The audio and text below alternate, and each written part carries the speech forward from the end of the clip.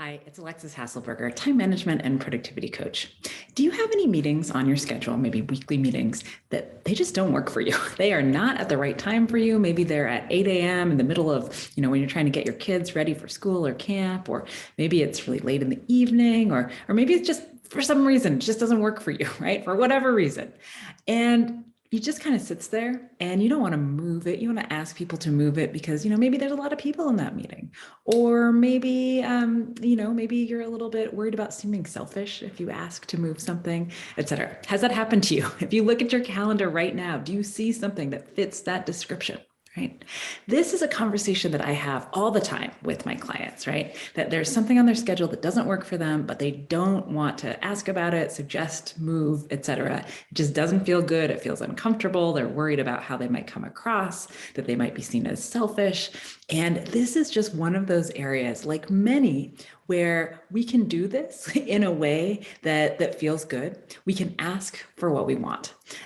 We're not always going to get it, but at least we can ask. And so I think a mindset shift that often is really helpful around this sort of stuff is to get into this mindset of, you don't get what you don't ask for, right? So we can sit there and we can not know what the answer would be, or we can actually ask about it.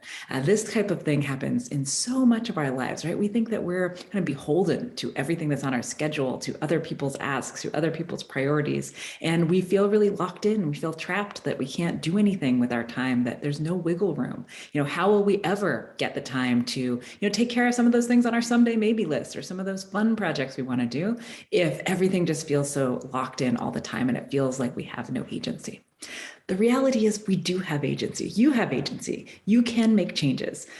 It does require a little bit of bravery. It's not always so comfortable to ask. That is for sure, right? But oftentimes I think of these things as, can we take a little bit of discomfort now to improve our situation in the long term, right? I often talk about this with my clients, and I say, you can either have a short-term pain or a long-term pain. What do we want, right? Do we want the pain of asking if we can move this meeting, or do we want to resent this meeting, till the end of time? Which one are we going to choose? Which one is going to be better overall? Now, you might be wondering, like, okay, in this specific example of a meeting, like, how would I ask that without seeming like kind of a jerk? And so here's what I want to share. I think we can use the language of experimentation over the language of change, and that's going to be more useful for us. So if you approach this, maybe it is a meeting with a bunch of people, you don't have control over it, but maybe you say, hey, I am wondering if you would be open to experimenting with moving this meeting a little bit later in the day. Of course, if it doesn't work, after a few weeks, we can certainly move it back to what it is right now, but I'm wondering if people are open to experimenting with that. Now, does that sound pushy? Does it sound selfish? How would you respond if somebody said that to you? You'd probably say, like, sure, I'm willing to try, given, if it worked with your schedule, right? It doesn't feel pushy. It doesn't feel like it's just selfish. It's just you asking for something. It's pretty neutral, actually.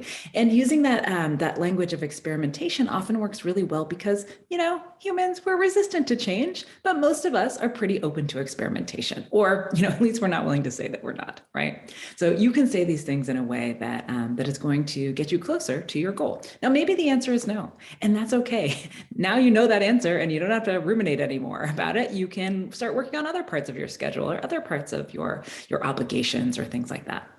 But what I really want you to take from this video is just get it into your head. You don't get what you don't ask for, right? It can feel sometimes like maybe it's a little bit of a comfort to be stuck in the chaos because, if we don't have any control, then it's not our fault that we don't have time for all these things that we want to do.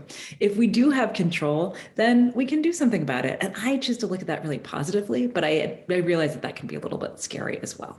And so if you have something going on in your calendar, in your life that doesn't feel great to you, you feel a little resentful about the time that you're spending doing this or the time that it is at, I want you to look at where you might have some agency. Who could you ask? Maybe you don't even need to ask. Maybe this is just something that you could do. But where can you apply this mindset of you don't get what you don't ask for? Now, if you like content like this, if you like these videos, make sure to subscribe so that you don't miss any of them.